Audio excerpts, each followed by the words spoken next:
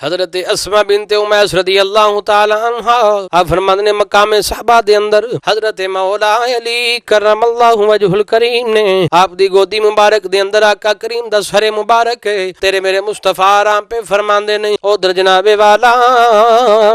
عصر دی نماز پہ جاندی ہے ادھر مولا علی شیر خدا حضور دی زیارت پہ کر دینے اکل آخدی علی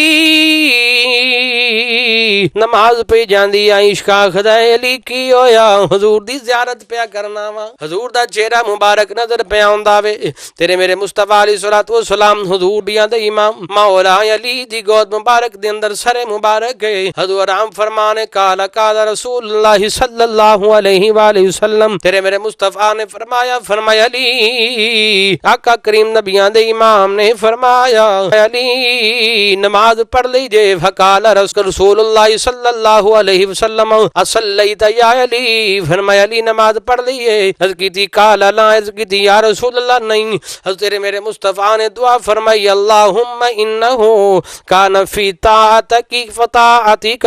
وطاعت رسولک فردو علیہ شمس حضرت اسما بنت امیس رضی اللہ تعالی عنہ آپ فرماتی ہیں حضور نے دعا فرمائی مولا